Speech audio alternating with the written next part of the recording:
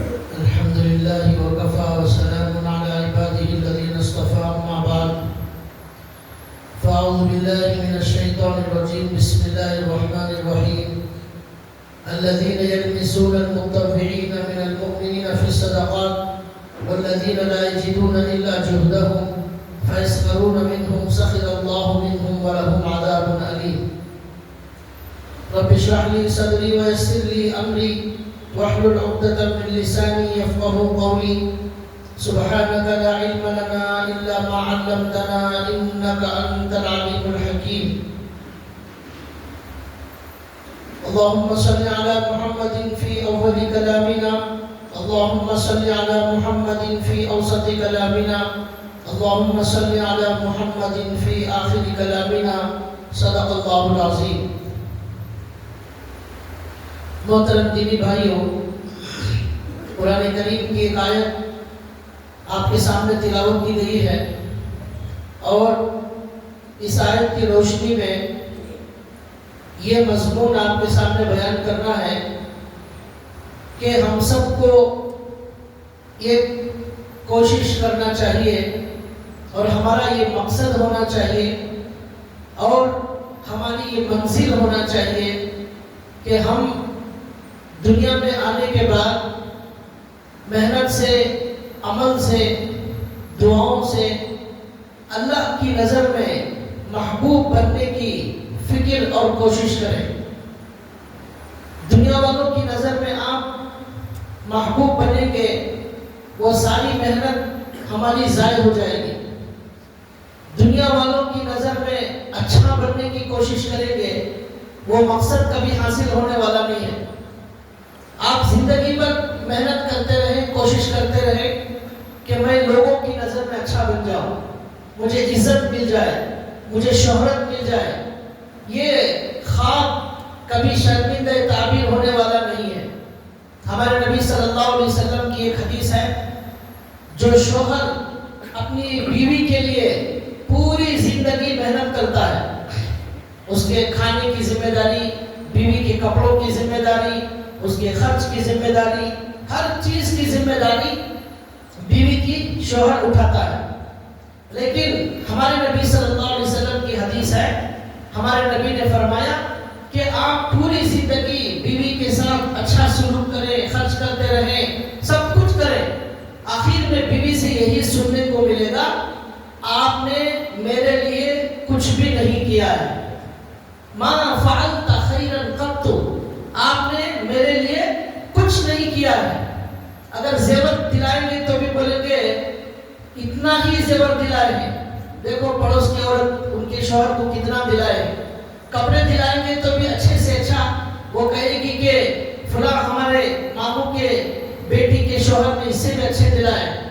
تو یہ عورت کا مزاج ہمارے نبی صلی اللہ علیہ وسلم کی صحیح حدیث سے بتا رہا ہوں۔ عورتیں شاید یہ سن کر ناراض ہوگی، لیکن یہ اللہ کے نبی کی حدیث سنا رہا ہوں۔ تو بتانے کا مقصد کیا ہے؟ جو بیوی جس پر شوہر رات دن محنت کر کر کماتا ہے، اسے کھلاتا ہے، ہر ضرورت اس کی پوری کرتا ہے، لیکن آخر میں کیا سننے کو ملے گا؟ آپ نے ہمارے لیے کیا ہی کیا ہے؟ کچھ نہیں کیا آپ نے۔ یہ بیوی کی زبانی سے ہر شوہر کو سننے کا تجربہ ہو چکا ہے، اگر نہیں ہوا ہے تو بہت جلد یہ سننے کو ملنے والا ہے۔ کیوں؟ یہ ہمارے نبی صلی اللہ علیہ وسلم کی بات ہے جو کبھی غلط نہیں ہو سکتی۔ کچھ لوگ سوچ رہے ہوں گے ہمیں تو اب تک ایسا سننے کو نہیں ملا، تو وہ بہت جلد سننے والے ہیں۔ تو بھائیو، اس حدیث سے مجھے کیا بتانا ہے؟ دنیا والوں کی نظر میں اچھا بننے کی، دنیا والوں کی نظر میں تعریف سننے کی، واہ واہ سننے کی، اور لوگوں کو مرید بنانے کی، فین بنانے کی اور سبسکرائبر بڑھانے کی فکر کریں گے، زندگی برباد ہو جائے گی، زندگی ضائع ہو جائے گی۔ کوئی بھی ہمیشہ یاد رکھیے، کوئی بھی دنیا میں اللہ کے علاوہ ہماری قدر کرنے والا نہیں ہے۔ کوئی بھی ہمارے بارے میں اچھا سوچنے والا آپ کو دنیا میں نہیں ملے گا۔ کیڑے نکالنے والے ملیں گے اور قینچی کی طرح لوگ ملیں گے۔ ایک بزرگ نے کہا کہ لوگوں سے الگ تھلگ ہو کر ایک کمرے میں بند ہو گئے اللہ کی یاد میں، کسی نے کہا حضرت یہ کیا زندگی ہے، کمرے میں بند ہو کر ذکر میں بیٹھ گئے ہیں؟ انہوں نے کہا میں نے 40 سال تک لوگوں کے ساتھ درمیان میں زندگی گزاری، ایک انسان بھی مجھے ایسا نہ ملا جو میرے سے واقعتاً للہ محبت کرنے والا ہو۔ سب کے سب کوئی سامنے میرے جو ہے خلاف بولنے والا یا میرے پیچھے خلاف بولنے والا اور میرے بارے میں برا ہی سوچنے والا ملا، مجھے کوئی نہیں ملا۔ اس لیے میں نے یہ سوچا اب دنیا والوں کے ساتھ وقت گزارنے کے بجائے اللہ کے ساتھ وقت گزارنا شروع کرو۔ یہ ہے اصلی اللہ، اصلی قدر کرنے والی جو ہستی ہے وہ اللہ ہے۔ آپ اللہ کے نبی کہتے ہیں ایک قدم اللہ کے قریب آؤ، اللہ 2 قدم آپ کے قریب آئے گا۔ اللہ کا اصول ایسا ہے، اتنے بڑے اللہ، ایک قدم ہم جائیں گے اللہ ہمارے پاس 2 قدم بڑھ کر آئیں گے، ایک بالش ہم چل کر جائیں گے اللہ ایک ہاتھ ہمارے قریب آئیں گے۔ آپ چل کر اللہ کے پاس جائیں گے اللہ دوڑ کر آپ کے پاس آئیں گے۔ حالانکہ اللہ کو ہماری ضرورت نہیں ہے، لیکن پھر بھی اللہ ارحم الراحمین، وہ اللہ محبت چاہتے ہیں، محبت۔ کچھ ایسے بندے مل جائیں جو اللہ سے محبت کرنے والے ہوں، باقی اللہ کو کچھ نہیں چاہیے۔ اللہ نے ایک جگہ قرآن میں فرمایا لا نسألک رزقا، ہم آپ سے رزق نہیں مانگتے، نحن نرزقک، ہم آپ کو رزق دیتے ہیں، ہم آپ سے کچھ نہیں مانگتے، ہم آپ کو سب کچھ دیتے ہیں۔ اب دنیا والوں کے لیے آپ سب کچھ کریں، آپ سب دیں، لیکن پھر بھی 2 میٹھے بول آپ کو سننے کو زندگی میں نہیں ملیں گے۔ تو یہ دنیا ہے، اسی لیے اللہ نے قرآن کریم میں جگہ جگہ فرمایا وَمَا الْحَيَاةُ الدُّنْيَا إِلَّا مَتَاعُ الْغُرُورِ، یہ دنیا دھوکے کا سامان ہے، دھوکے کا سامان۔ یہاں کی ہر چیز دھوکا، یہاں کی تعریف دھوکا، یہاں کی عزت دھوکا، یہاں کا مال دھوکا، یہاں کی خوبصورتی دھوکا، یہاں کی جو ہے دوستیاں دھوکا، تعلقات دھوکا، سب دھوکا، کوئی بھی وفا کرنے والا نہیں۔ تو ایسا دنیا کے اندر ماحول ہے، کچھ باقی رہنے والا نہیں ہے۔ ایک بہت بڑی ایماندار عورت کا انتقال شاید ہوا ابھی کچھ دن پہلے، میں خبر میں پڑھ رہا تھا۔ اس نے مرنے سے پہلے یہ کہا، اسے کسی نے کہا آپ کیا پیغام دینا چاہتے ہیں آپ کے جو چاہنے والے ہیں ان کو؟ اس نے کہا میں نے پوری زندگی میرے حسن پر اپنے لاکھوں روپے خرچ کیے، دنیا کے سب سے مہنگی ترین بیوٹی پارلر کو میں جاتی تھی، میرے حسن کو سنوارنے کے لیے کئی لوگوں کو میں نے لے کر رکھ لیا تھا، اچھی خاصی تنخواہ دیتی تھی، آج میرا حسن ختم ہو گیا، آج میرا چہرہ کوئی دیکھنے کے قابل نہیں ہے، دکھانے کے قابل نہیں ہے، یہ چہرے کا حال ہو گیا، یہ جو میں نے خرچ کیا سب ختم ہو گیا۔ اس نے کہا میں نے میرا جو بنگلہ بنایا، بہت بڑی مالدار عورت تھی، اس نے کہا میں نے جو بنگلہ بنایا، کروڑوں کا بنگلہ بنایا اور اس سے میں بڑی محبت کرتی تھی، آج 2 سال سے ہاسپٹل میں ICU میں سڑ رہی ہوں، میرے اس بنگلے میں رہنے کی مجھے جو ہے کا موقع مجھے نہیں مل رہا ہے۔ اور اس نے کہا یہ جو میرے سر کے بال ہیں، ان بالوں کو سنوارنے، ان بالوں کو خوبصورت لوگوں کو دکھانے کے لیے میں نے کروڑوں روپے خرچ کیے، اچھے سے اچھے ڈاکٹروں کو میرے گھر میں رکھ لیا، لاکھوں کی تنخواہ دیتی تھی، آج میرے سر پر 2-3 بال بچے ہوئے ہیں، سارے بال چلے گئے، اور میرے ان دانتوں کی خوبصورتی کے لیے میں نے کیا کیا نہیں کیا، آج کوئی دانت میرا باقی نہیں ہے۔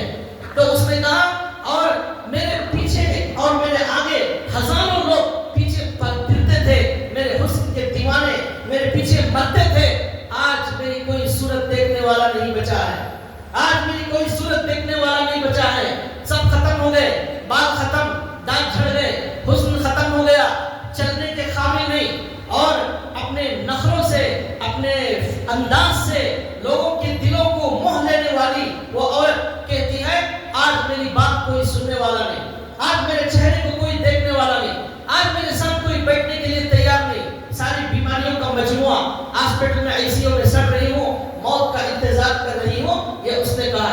یہ اگرچہ کہ کافر ہے لیکن مسلمانوں کے لیے عبرت ہے۔ اللہ نے کہا وَمَا الْحَيَاةُ الدُّنْيَا إِلَّا مَتَاعُ الْغُرُورِ، یہ دنیا دھوکے کا سامان ہے، یہاں کے حسن، یہاں کی خوبصورتی، یہاں کی دوستیاں، یہاں کے تعلقات، یہاں کی دولت، یہاں کی شہرت، یہاں کے دبدبے، کرسی، سب کچھ فنا ہونے والی ہے، اس کے پیچھے مت بھاگو۔ یہ قرآن میں کہا دنیا کا سامان وَمَا الْحَيَاةُ सामान धोखे का सामान है। सामान के लिए जो लफ्ज इस्तेमाल किया है अल्लाह ने वो है मता। वमल हयातुद दुनिया इल्ला मताउल गुरूर, धोखे का सामान। सामान के लिए, सामान उर्दू लफ्ज है, उसका अरबी क्या है? मता। एक बहुत बड़े मुफस्सिर गुजरे हैं, उनको सवाल पैदा हुआ कि अल्लाह ने कुरान में धोखे का सामान कहा है, उसके लिए जो वर्ड इस्तेमाल किया है वो है मता। अब उर्दू में तो हम सामान बोल रहे हैं, धोखे का सामान। इस सामान का मतलब क्या, अल्लाह क्या कहना चाहते हैं, तो उनको समझ में नहीं आया। इसलिए अरबी जबान के अंदर अगर कोई लफ्ज समझ में ना आता बड़े बड़े उलमा को, तो अरब के अंदर जो खरिये देहात गांव होते वहां वाले बहुत असली अरबी बात करते थे, बहुत असली अरबी, उनके पास बहुत अरबी जबान शानदार होती थी। बड़े बड़े उलमा खरिये देहातों में जाकर अरबी के लफ्ज को जानने और समझने की कोशिश करते ताकि कुरान हमें ज्यादा समझ में आए। तो अब ये बुजुर्ग एक अल्लाह वाले के दिल में ख्याल आया, मता जो अरबी में आया है उसका मतलब मुझे जानना है, अल्लाह क्या कहना चाहते हैं। धोखे का सामान, ये सामान का मतलब क्या है? अब वो बुजुर्ग गए, एक खलिए में गए, देहात में गए, जाकर अंदर लोगों के साथ बैठे बात करने लगे और पूछने लगे कि ये मता का जो लफ्ज आया है इसे सामान का मतलब क्या है। तो किसी ने कुछ बताया, किसी ने कुछ बताया। इतने में देखा कि एक घर है, झोपड़ी है, झोपड़ी के अंदर एक औरत रहती है। वो औरत झोपड़ी के अंदर से बाहर आई, उसका छोटा बच्चा बाहर खेल रहा है। तो उस औरत ने कहा, अरे मेरे बच्चे, यहाँ पर घर पहुंचने का, अंदर घर पहुंचने का मेरा कपड़ा मैंने यहाँ बाहर सूखने के लिए डाला था, वो कपड़ा कहाँ गया? मेरा घर के अंदर पहुंचने का कपड़ा, किचन पहुंचते हैं, घर में नीचे फर्श पहुंचते हैं, वो कपड़ा यहाँ सूखने डाली थी, वो कहाँ गया? तो वो छोटा बच्चा कहने लगा, जाअल रकीब अखदल मता व तबारक इलल जबल। उसने अरबी में जवाब दिया, जाअल रकीब अखदल मता तबारक इलल जबल। तो उसने कहा, अम्मी जान कुत्ता आया, जाअल रकीब कुत्ता आया, अखदल मता वो मता ले लिया सामान, और तबारकल जबल पहाड़ पर चढ़ गया। हजरत ने कहा, अब मुझे ये समझ में आ गया, मता जो अल्लाह ने कुरान में कहा है वो किसे कहते हैं, सामान की तफसीर समझ में आ गई। हजरत ने कहा, अल्लाह ये कह रहे हैं घर में किचन और फर्श पहुंचने का जो कपड़ा होता है उसको अरबी में सामान कहते हैं। तो अल्लाह ने कहा, इस पूरी दुनिया की हैसियत अल्लाह की नजर में उस घर में किचन पहुंचने वाले कपड़े की भी बराबर नहीं है। ये अल्लाह ने कहा धोखे का सामान है। सामान, सामान का मतलब ये सामान, सामान बोले तो सोफा, फ्रिज, ये झूमर सब नहीं, कपड़ा, घर में किचन पहुंचने का कपड़ा। ये हैसियत है अल्लाह की नजर में किसकी? इस पूरी दुनिया की, यहाँ की शोहरत की, यहाँ की इज्जत की, यहाँ के दबदबे की, यहाँ की दौलत, यहाँ की कुर्सियों की, अल्लाह की नजर में ये औकात है।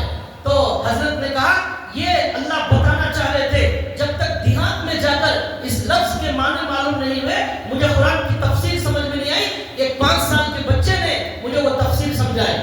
तो अल्लाह ताला इसमें ये बताना चाहते, तो कहना चाहते, अल्लाह इसके पीछे मत भागो, ये तुम्हारी जरूरत है, दुनिया तुम्हारी जरूरत है, जरूरत के लिए जितना करना है इतना ही करो, जितना लगना है इतना लगो, लेकिन तुम्हारा असल मकसद ये है अल्लाह की नजर में आप महबूब बन जाए, अल्लाह की नजर में आप मंजूर नजर बन जाए, अल्लाह की नजर में आपकी कदर होगी, अल्लाह की नजर में आपकी वैल्यू होगी। इसीलिए हम दुनिया के अंदर आए हैं। एक हदीस सुनाता हूँ, आप सल्लल्लाहु अलैहि वसल्लम ने फरमाया, रुब्बा अशअसा अखबरा मदफुइन बिलबाब लौ अक़समा अलल्लाहि लअबरहु। अल्लाह के नबी ने कहा कि दुनिया में कुछ इंसान ऐसे होते हैं जो बज़ाहिर गरीब होते हैं, उनके पास कुछ नहीं होता, अशअसा परागंदा बाल, बिखरे हुए बाल, तेल लगाने में पैसे नहीं है, और ऐसे बिखरे हुए बाल देखे तो अजीब मालूम होगा। अखबरा धूल में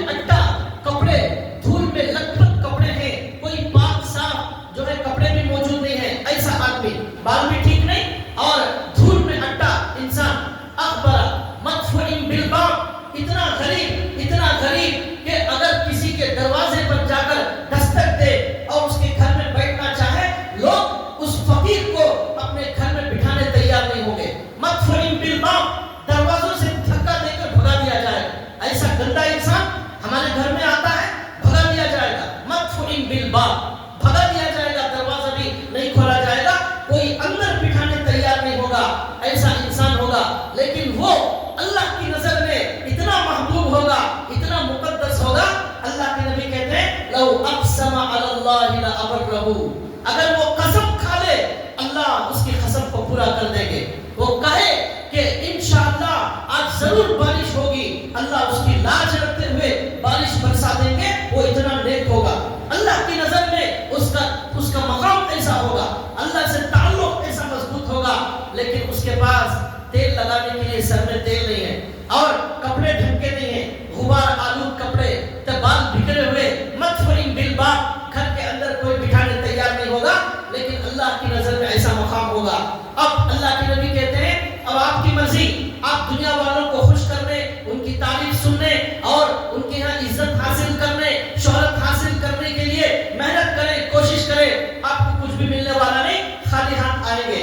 وہی محنت, وہی کوشش اپنے اللہ کو خوش کرنے کریں گے, ذکر کے ذریعے, قرآن کے ذریعے, دعاؤں کے ذریعے, مخلوق کے خدمت کے ذریعے اور اللہ کے حقوق ادا کرتے ہوئے اس کی یاد میں زندگی گزاریں گے. تو پھر آپ کو اللہ ایسا مقام دیں گے, ایسی عزت دیں گے کہ وہ عزت کبھی ختم ہونے والی نہیں, وہ شہرت کبھی ختم ہونے والی نہیں. آپ لوگوں کے دلوں پر حکومت کریں گے, آپ اللہ والے بن جائیں. ایک حدیث یاد آ گئی, اللہ کے نبی نے فرمایا جب اللہ کسی بندے سے محبت کرتے ہیں, حضرت جبریل کو بلاتے ہیں, اے جبریل جاؤ فلاں بندے سے مجھے محبت ہے, نام لے کر فلاں بندے سے مجھے محبت ہے. سارے فرشتوں میں اعلان کرو کہ اللہ اس سے محبت کرتے ہیں. جبریل تم بھی محبت کرو, سارے فرشتوں کو کہو وہ بھی محبت کریں. زمین میں اعلان کرو, زمین کا ہر انسان اس بندے سے محبت کرے گا. یہ اعلان ہوتا ہے تب وہ بندہ لوگوں کے دلوں پر حکومت کرتا ہے, لوگوں کے دلوں میں اس کی محبت بڑھ جاتی ہے. کوئی رشتہ نہیں ہوتا خونی, لیکن اس سے محبت ہو جاتی ہے. اسی لیے اللہ والوں سے لوگ محبت کرتے ہیں, کوئی رشتہ نہیں ہے لیکن ان سے محبت ہو جاتی ہے. یہ کیوں؟ اللہ کے اعلان کرانے کی وجہ سے ہوتی ہے. اب یہی محبت تعلق دنیا والوں سے کرنے کی کوشش کریں گے, کب دل کھٹا ہو کر جدا ہو جائیں گے بول نہیں سکتے. اور بہت سارے رشتے دار ایسے ہیں پیسوں کے لیے تعلق رکھیں گے. آپ جب تک دیتے رہیں گے آپ بہت اچھے انسان, آپ کچھ نہیں دیں گے تو پھر آپ سے بڑا خراب دنیا میں کوئی انسان نہیں. ایسا رشتے داروں کا سلوک ہے. اور رشتے داری جو نبھائی جاتی ہے وہ پیسوں کو دیکھ کر نبھائی جاتی ہے. پیسے والا ہے اس سے بڑا میٹھا تعلق ہوگا, بڑی جو ہے بڑے اچھے الفاظ استعمال کیے جائیں گے, بڑی تعریف کی جائے گی, بڑی تیمارداری کی جائے گی. اگر پیسہ نہیں, غریب آدمی ہے, وہ بیمار ہو جائے, مر جائے, اس کی بیماری کو کوئی پوچھنے والا نہیں, اس کے جنازے میں کوئی آنے والا نہیں. اس لیے بھائیوں یہ عنوان ہے میرا کہ ہم اپنی زندگی اور ٹائم لوگوں کے پیچھے برباد کرنے کے بجائے اس اللہ کے لیے اپنی زندگی گزاریں تو اس کی بڑی قدر ہوگی. سب کچھ ملے گا, اللہ سے تعلق پر سب ملے گا, عزت ملے گی, شہرت ملے گی, دولت ملے گی, سکون ملے گا, دنیا ملے گی, آخرت ملے گی. وہی اللہ کو چھوڑ کر مخلوق کے پیچھے پڑیں گے, کچھ نہیں ملے گا, نہ عزت, نہ شہرت, نہ دولت, نہ تعلق, کچھ نہیں ملے گا. ہمارے نبی اور صحابہ کو یہ سبق معلوم ہو گیا, اس لیے انہوں نے یہی ایک کام کیا. ان کی زندگی کا مقصد صرف اللہ کو راضی کرنا ہے, اسی کی یاد میں رہنا ہے, اس کے حقوق کو ادا کرنا ہے. یہ کام انہوں نے کیا. میں ایک حدیث سنایا اور ایک حدیث سناتا ہوں. اللہ کے رسول صلی اللہ علیہ وسلم نے فرمایا, ایک مرتبہ اللہ کے نبی بیٹھے ہوئے تھے, ایک آدمی بھی حضور کے پاس کوئی بیٹھے ہوئے تھے. دو مسلمان ادھر سے گزرے حضور کے سامنے سے.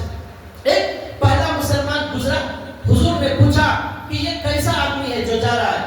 تو انہوں نے کہا بیٹھے والے صحابی نے کہ یہ آدمی بڑا مالدار ہے, پیسے والا ہے, اور ایسا ہے کہ اگر کہیں رشتہ پوچھے تو کوئی رشتے کو انکار نہیں کرے گا, ایسا آدمی ہے. اس لیے کہ آج رشتے ہی کی وجہ سے, پیسے کی وجہ سے ہی رشتہ کرتے ہیں, غریب سے تو کوئی کرنے والا نہیں.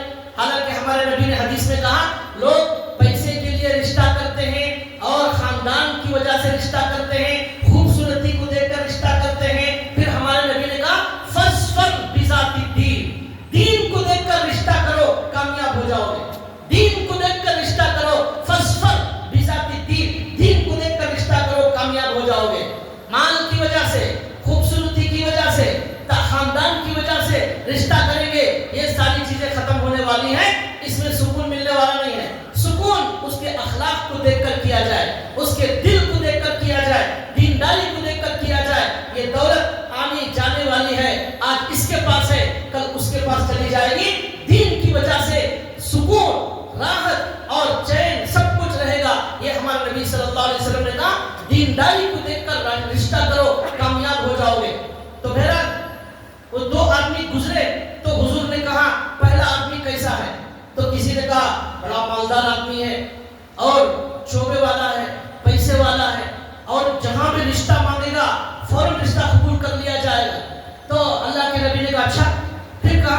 ایسا ہے کہ اگر کسی کو ایک فون کر دے کام ہو جائے گا. ہماری زبان میں، اس زبان میں سفارش کرے تو سفارش قبول ہو جائے. آج کی زبان میں ایک فون گیا بس تمہارا کام ختم ہو جائے گا، ایسا آدمی ہے. تو یہ انہوں نے کہا، اور انہوں نے ایسی تعریف کی کہ یہ ایسا آدمی ہے اگر یہ بات کرے گا لوگ غور سے سنیں گے. ایسا آدمی ہے پیسوں کی وجہ سے. اچھا وہ آدمی چلا گیا. پھر اور ایک آدمی آیا، اللہ کے رسول نے پوچھا یہ آدمی کیسا ہے؟ تو اب انہوں نے کہا جو بیٹھے ہوئے تھے یہ غریب آدمی ہے، اس کے پاس کچھ بھی نہیں ہے، یہ کہیں رشتہ دے گا تو رشتہ قبول نہیں ہوگا، اور یہ آدمی کوئی بولے گا کچھ بولے گا اس کی بات سننے والا کوئی نہیں، اور سفارش کرے گا اس کی سفارش کہیں چلتی نہیں ہے، اس لیے کہ سفارش بھی چلتی ہے پیسوں کی وجہ سے، وہ نہیں ہے سفارش بھی نہیں چلتی. اب اللہ کے نبی صلی اللہ علیہ وسلم کا جو جملہ ہے وہ سننے کے قابل ہے. اور کیا عجیب و غریب جملہ ہمارے نبی صلی اللہ علیہ وسلم نے فرمایا. میں اس حدیث کو ہر 2-4 دن میں ایک مرتبہ یاد کرتا ہوں، یاد آ جاتی ہے مجھے یہ حدیث، وہ حضور کا جملہ.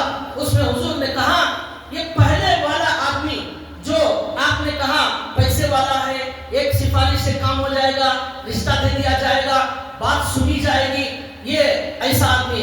دوسرا آدمی غریب ہونے کی وجہ سے اس کے پاس کچھ نہیں ہے، سفارش قبول نہیں ہوگی، رشتہ قبول نہیں ہوگا، یہ ایسا آدمی ہے. اب اللہ کے نبی نے کہا یہ دوسرا آدمی جو غریب گیا ہے وہ اللہ کو اتنا پیارا ہے، اتنا محبوب ہے، اس کی دینداری کی وجہ سے، اس کے تقوی کی وجہ سے، اللہ کے ڈر کی وجہ سے، اللہ کی دوستی کی وجہ سے یہ غریب آدمی اللہ کو اتنا پیارا ہے. یہ ایک آدمی اللہ کو اتنا پسند ہے، پہلے مالدار جیسے انسان پوری زمین اس سے بھر جائے، پوری زمین بھر جائے، ایسے مالداروں سے جن کی سفارش قبول کی جاتی ہے، جن کا رشتہ قبول کیا جاتا ہے، لیکن اللہ کا ڈر دل میں موجود نہیں ہے. آنکھیں غلط استعمال کرتی ہیں، زبان جھوٹ بولتی ہے، غیبت کرتی ہے، اور لوگوں کو جو ہے نہ اللہ کا حق ادا کرتا ہے نہ بندوں کا حق ادا کرتا ہے، اللہ سے کوئی تعلق نہیں ہے. ایسے آدمی سے پوری زمین بھر جائے، پوری زمین، کتنے زمین پوری بھرنے کے لیے کتنے آدمی؟ ابھی تو 800 کروڑ ہے، ابھی زمین نہیں بھری. 8000 کروڑ ہوں گے تب بھی نہیں بھرے گی. یہ پورے آدمی ایک طرف، لیکن ایک اللہ کا بندہ ایک طرف. اللہ اس سے محبت کریں گے، ان کروڑوں لوگوں سے محبت نہیں کریں گے. تو اس سے کیا معلوم ہوا؟ اللہ کی نظر میں جو مقام بنتا ہے، اللہ کی نظر میں جو منظور نظر ہوتا ہے، وہ دولت کی وجہ سے نہیں ہوگا، وہ شہرت اور عزت کی وجہ سے نہیں ہوگا، وہ اللہ کے اپنے دل میں اللہ کی محبت کو بٹھانے کی وجہ سے ہوگا. اس کا مقام ہوگا، اس کی ویلیو ہوگی. یہی کام ہے جو کرنے کے لیے ہم دنیا کے اندر آئے، اور یہی مقصد ہے ہمارا کہ ہم اللہ سے تعلق کو مضبوط کریں اور بڑے آدمی بن جائیں. یہ ہے بڑا آدمی، یہ کروڑوں پر بھاری ہو جائے گا. ایک طرف کروڑوں انسان، ایک طرف اللہ کا چاہنے والا بندہ، یہ دونوں کا کوئی مقابلہ نہیں ہو سکتا. ہمیں ایسا بننا ہے، ہمیں وہ کروڑوں کی طرح نہیں بننا ہے کہ دنیا ہے لیکن آخرت نہیں ہے، لوگوں سے تعلق ہے اللہ سے تعلق نہیں ہے، لوگوں کو یاد کرتے ہیں اللہ کو یاد نہیں کرتے. ایسا ہمیں نہیں بننا ہے. ایک صحابی کا واقعہ سناتا ہوں، حضرت ابو ذر غفاری رضی اللہ تعالیٰ عنہ. سنیے ہمارے نبی نے صحابہ کی کیسی تربیت کی، کیسا بنایا ان کو. ہمارے صحابہ کیسے تھے؟ ہمارے حضرت ابو ذر غفاری رضی اللہ تعالیٰ عنہ کے بارے میں آتا ہے کہ اللہ کے نبی نے ان کے بارے میں کہا. ایک مرتبہ سفر میں گئے ہمارے نبی صلی اللہ علیہ وسلم. اس سفر میں یہ حضرت ابو ذر غفاری اونٹ سے پیچھے پیچھے چل رہے تھے. ان کا اونٹ بیمار ہو گیا. تو بیمار ہو گیا تو اب اللہ کے نبی کے ساتھ سفر میں اونٹ نہیں ہے، تو اس لیے اب انہوں نے پیدل چلنا شروع کر دیا. پیدل چلتے چلتے چلتے کئی دن کے بعد اللہ کے نبی کی خدمت میں پہنچے. تو اللہ کے نبی نے دور سے دیکھ کر کہا یہ کون آ رہا ہے؟ صحابہ نے کہا ابو ذر غفاری آ رہا ہے. تو اللہ کے نبی نے فرمایا، کیا جملہ فرمایا، یہ بڑے لوگ کیسے ہوتے ہیں، اللہ اور رسول کی نظر میں مقام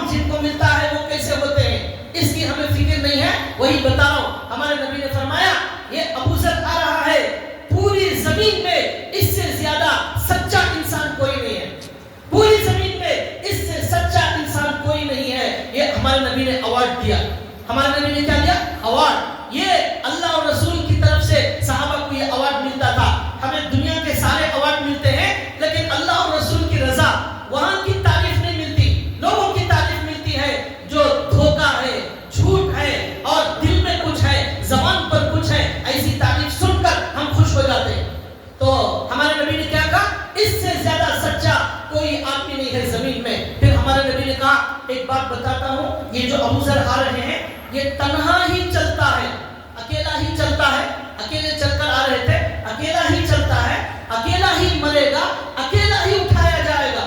یہ ہمارے نبی نے کہا اکیلا ہی چلتا ہے، اکیلا ہی مرے گا، اکیلا اٹھایا جائے گا قیامت کے دن. یہ فرمایا، بات ختم ہو گئی. پھر ہمارے نبی نے کہا کچھ لوگ ہیں جو ان کے انتقال کے وقت وہ جنگل بیابان میں مریں گے، وہاں کوئی نہیں ہوگا ان کی تدفین کے لیے، لیکن اللہ ایک جماعت کو اچانک بھیجیں گے اور وہ اس نیک انسان کی تدفین کرے گی. یہ ہمارے نبی نے کئی سال پہلے کہا، لیکن سمجھ میں کچھ نہیں آیا کہ ہمارے نبی کس کے بارے میں بول رہے ہیں. یہ ابو ذر غفاری جن کا میں نام بول رہا ہوں، ابو ذر غفاری، ان کی حالت یہ تھی، ان کے گھر میں، پورے گھر میں ایک سامان موجود نہیں تھا.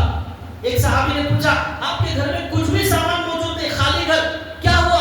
انہوں نے کہا میں نے میرے خاص گھر میں شفٹ کر دیا ہے، جنت میں میرا خاص گھر ہے، وہاں میرے سامان کو شفٹ کر دیا ہے، یہاں کچھ دنوں کے لیے سامان رکھ کر کیا کروں؟ یہ انہوں نے کہا کچھ نہیں تھا، ایسی زندگی تھی. یہاں تک کہ ان کا جب انتقال ہو گیا، جب انتقال کا وقت آیا، کتابوں میں لکھا ہے ایک گاؤں دیہات کے اندر وہ موجود تھے. حضور کی جو حدیث تھی کہ ایک جنگل میں انتقال ہوگا، کوئی تدفین والا نہیں ہوگا، ایک جماعت آئے گی اچانک ان کی تدفین کا انتظام کرے گی. یہ حضرت ابو ذر غفاری کے بارے میں تھا.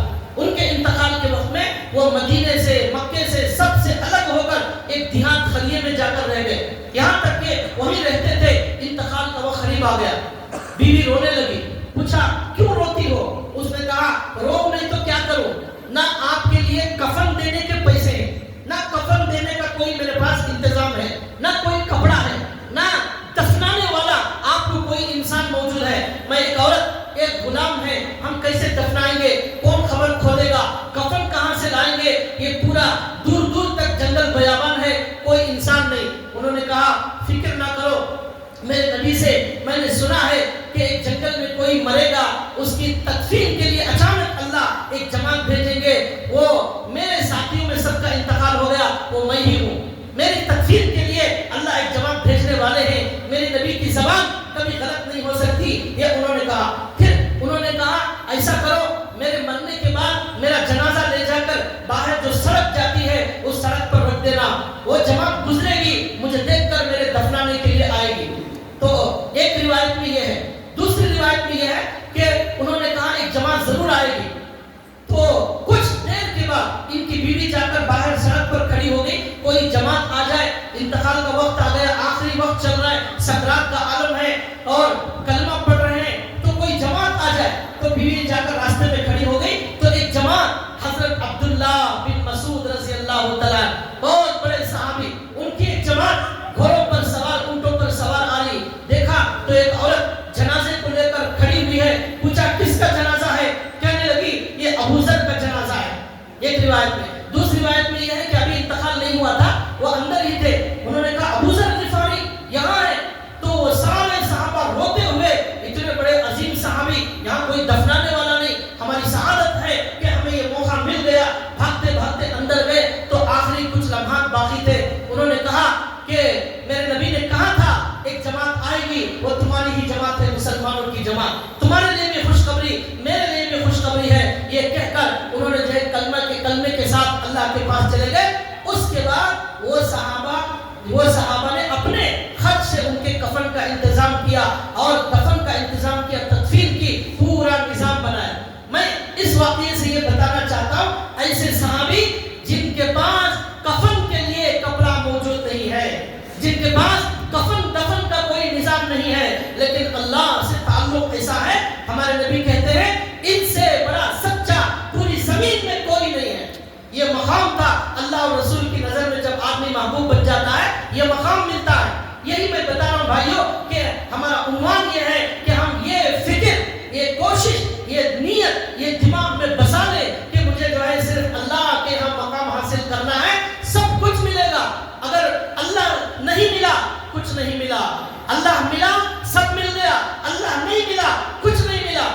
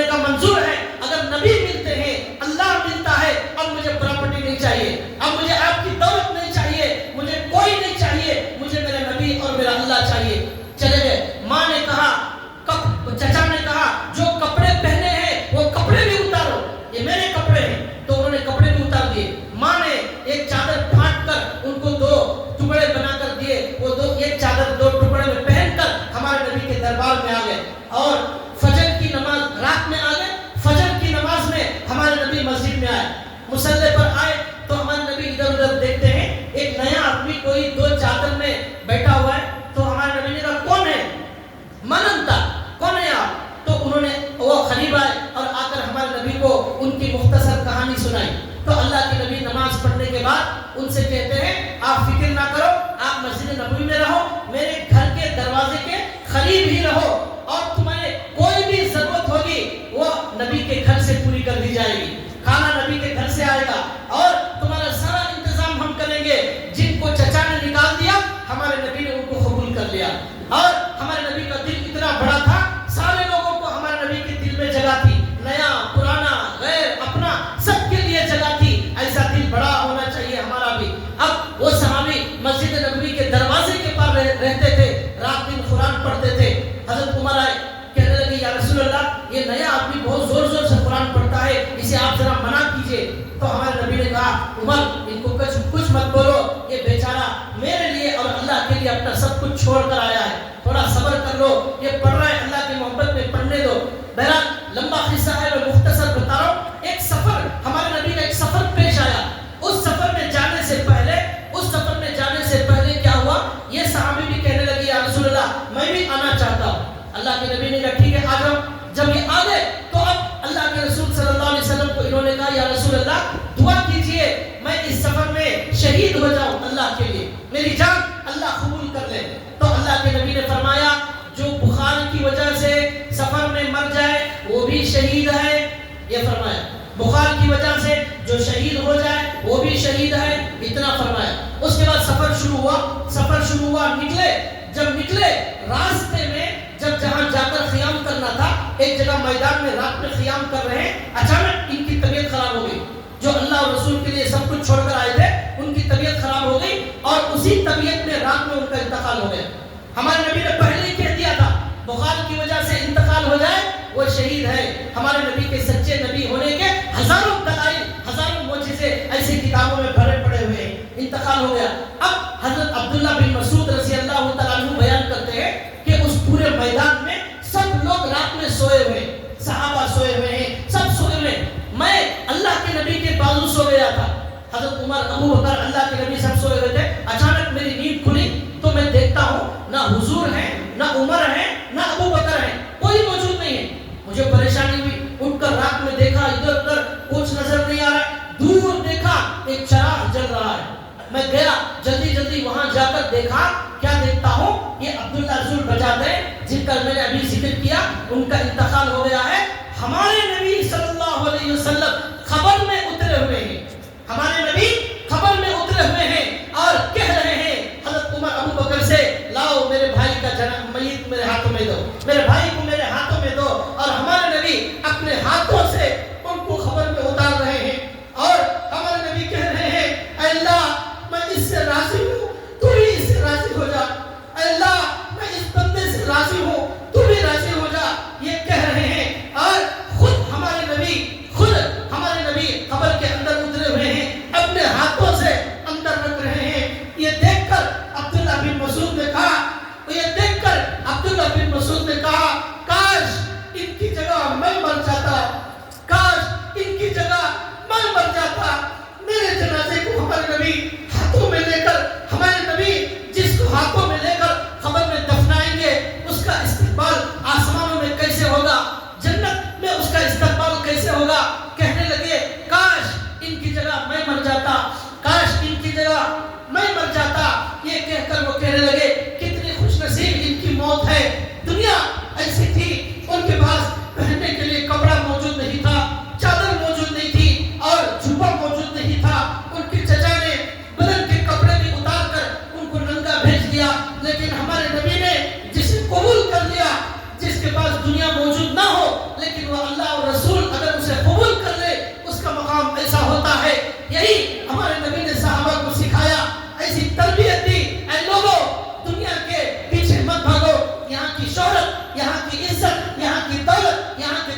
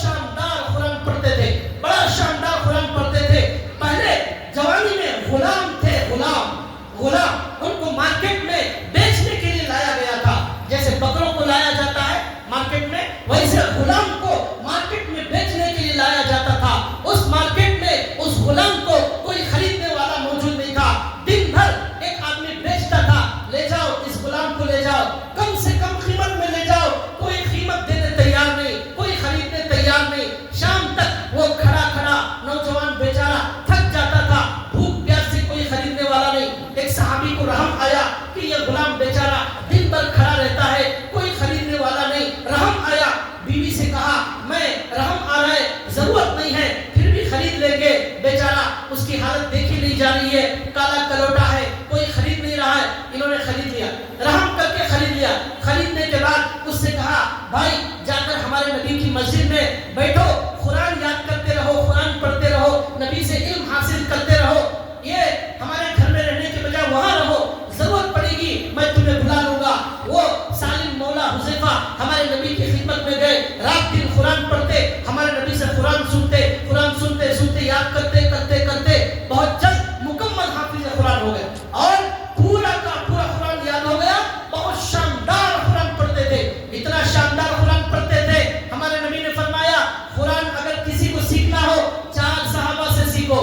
ان 4 میں ہمارے نبی نے ایک غلام کا بھی نام لیا اور کہا جو قرآن صحیح سیکھنا چاہتا ہے وہ معاذ بن جبل سے سیکھے، وہ ابی بن کعب سے سیکھے، وہ سالم مولا حذیفہ سے قرآن کریم سیکھے۔ یہ ہمارے نبی نے کہا، پورے مدینے کا استاد بنا دیا ہمارے نبی نے۔ وہ غلام جسے کوئی خریدنے والا نہیں تھا، قرآن کی برکت سے آج ہمارے نبی نے اسے پورے مدینے کا استاد بنا دیا۔ استاد آج قرآن سیکھنے کے لیے کوئی ضرورت ہے، آ جاؤ، یہ استاد تیار بیٹھے، استاد بنا دیا۔ ایک مرتبہ حضرت سفر میں حضرت عمر اور ابو بکر کو جو ہے سفر میں نماز پڑھانے کی ضرورت پڑی، حضرت عمر نے ان کو آگے بڑھا دیا اور کہا آپ نماز پڑھائیے۔ یہ غلام جو ایک زمانے میں کوئی خریدنے والا نہیں تھا، آج ابو بکر اور عمر پیچھے کھڑے ہیں، سامنے یہ غلام نماز پڑھا رہا ہے۔ یہ مدینے کے کسی آدمی نے دیکھ کر کہا واہ رے تیری قسمت، واہ کیا قسمت لے کر آیا ہے، ابھی 2 سال پہلے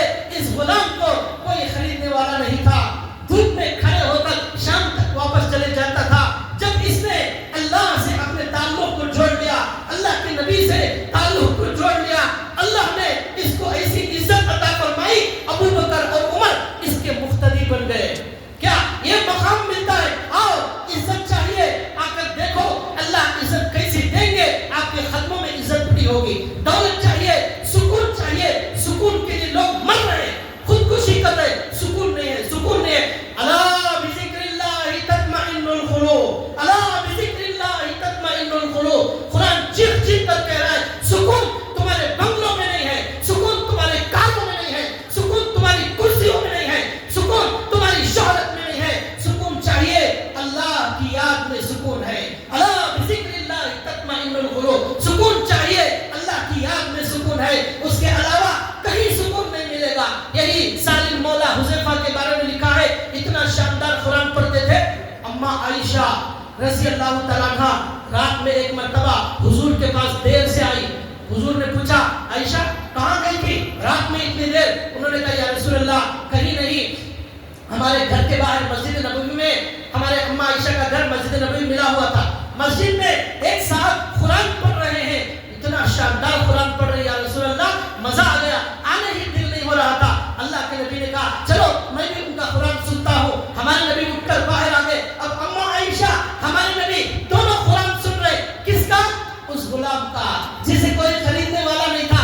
آج امام الانبیاء، سارے نبیوں کا سردار، اللہ کے بعد جس کا مقام سب سے بلند ہے، وہ ان کا قرآن سننے کے لیے کھڑے ہوئے۔ جس پر قرآن نازل ہوا، جس نبی پر قرآن نازل ہوا، وہ نبی کھڑے ہو کر قرآن سن رہے ہیں۔ اور اس وقت ایک تاریخی جملہ ہمارے نبی نے فرمایا، کیا زبردست جملہ فرمایا، ہمارے نبی نے فرمایا الحمدللہ الحمدللہ، تمام تعریف اس اللہ کے لیے ہے جس نے میری امت میں ایسے خالیوں کو پیدا فرمایا، ایسے قرآن پڑھنے والوں کو اللہ نے پیدا فرمایا۔ میں اللہ کا شکر ادا کرتا ہوں۔ یہ ہے کہ ہم شکر ادا کریں، اللہ نے مجھے اس امت میں پیدا فرمایا۔ ایک نبی شکر ادا کرے کہ اللہ نے جو ہے ایسے لوگوں کو میری امت میں پیدا فرمایا۔ بھائیوں یہ واقعات سے، ان احادیث سے مجھے ایک ہی بات بتانا ہے، اپنا مقام پیدا ہوگا، عزت چاہیے، اللہ سے تعلق پیدا کیجئے، اللہ کے رسول سے تعلق پیدا کیجئے، قرآن سے رشتے کو مضبوط کیجئے، قرآن کے لیے وقت نکالیے، سمجھنے کے لیے وقت نکالیے۔ امام احمد بن حنبل رحمۃ اللہ علیہ کا دنیا میں کیا حال تھا، ان کو ایک مسئلے میں وقت ہو گیا ہے، بہت مختصر بتا رہا ہوں، ایک مسئلے میں بادشاہ نے امام احمد بن حنبل پر کوڑے مارے، کوڑے، اور علی میاں رحمۃ اللہ علیہ لکھتے ہیں ایسے خطرناک کوڑے مارے، اگر ہاتھی کو مارے جاتے ہاتھی جنگل میں بھاگ جاتا، ایسے کوڑے امام احمد بن حنبل کو 70 سال کی عمر میں مارے گئے بادشاہ کے دربار میں، قرآن کے ایک مسئلے پر حق بولنے کی وجہ سے ان کو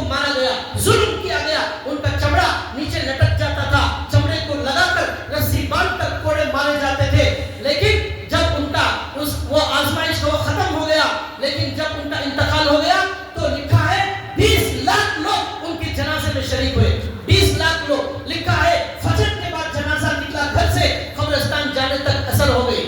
اگر عزت چاہتے ہو آؤ, اللہ کے پاس تمہیں عزت ملے گی. دنیا میں کہیں عزت نہیں ملے گی, اللہ کے پاس ملے گی. واقعے میں لکھا ہے ان کے انتقال کے بعد ان کی صورت کو, ان کے نورانی چہرے کو دیکھ کر, 20 لاکھ کے نورانی مجمع کو دیکھ کر 20,000 کافر مسلمان ہو گئے. 20,000 کافر مسلمان ہو گئے. ہماری پوری زندگی میں ہمیں زندہ دیکھ کر بھی ایک آدمی بھی مسلمان نہیں ہوا. ہمارے اخلاق ایسے گرے ہوئے, ہمارے اعمال ایسے گرے ہوئے, ہمارے اخلاق ایسے گرے ہوئے, ہماری زبان ایسی گری ہوئی. ہم کسی کو ہدایت پہنچانے کے بجائے ہم لوگوں کے لیے کچھ کام نہیں آ سکے. یہ ہماری زندگی. ان کی زندگی ایسی تھی, مرنے کے بعد بھی ان کے چہرے سے دین کا کام ہوتا تھا. ہزاروں لوگ اسلام میں داخل ہوتے تھے. تو بھائیوں, دنیا میں ایسا ذلیل کیا گیا, مارا گیا, کوڑے مارے گئے, لیکن اللہ کے ہاں مقام ایسا تھا 20,000 لاکھ مسلمان کافر مسلمان ہو گئے. امام احمد بن حنبل کے خواب میں اللہ آ گئے. خواب میں اللہ, رسول اللہ نہیں, خواب میں اللہ آ گئے. اللہ نے امام احمد نے پوچھا, اے اللہ آپ کے قریب ہونا چاہتا ہوں, کیا کروں؟ انہوں نے کہا قرآن پڑھتا جا, میرے قریب ہوتا جا. یہ مقام ہے امام احمد بن حنبل کا. امام اعظم ابو حنیفہ کو ان دنیا والوں نے جیل میں زہر دے کر مار دیا. امام اعظم ابو حنیفہ آج ان کے مسلک پر لاکھوں لوگ چل رہے, ان کا جنازہ جیل سے نکلا, جیل سے. یہ دنیا والے کسی کو ظلم کرتے ہیں, کسی کو جیل میں ڈالتے ہیں, کسی کی غیبت کرتے ہیں, کسی کو تکلیف دیتے ہیں, اس کا کوئی اعتبار نہیں. اللہ کی نظر میں کون کیسا ہے وہاں معلوم ہوگا. امام حسین ہمارے نبی کے نواسے کو میدان میں تڑپا کر قتل کر دیا گیا. بچوں کو پیاس پانی کے لیے تڑپا کر شہید کیا گیا. لیکن ان کا مقام کیا ہے؟ ہمارے نبی خان میں آئے اور کہنے لگے میرا نواسا آ رہا ہے, اس کے استقبال میں کھڑا ہوا ہوں. یہ دنیا کے دھوکہ ہے. یہاں کی عزت, یہاں کی شہرت کے پیچھے بھاگنا یہ بے وقوفی ہے. اللہ سے دعا ہے اللہ تعالی ہمیں اللہ کی نظر میں محبوب بننے کی کوشش کرنے کی توفیق عطا فرمائے. اللہ کی نظر میں مقام بنانے کی کوشش کرنے کی اللہ اسی مقصد کے لیے جینے اور مرنے کی توفیق عطا فرمائے. وآخر دعوانا الحمدللہ رب العالمین.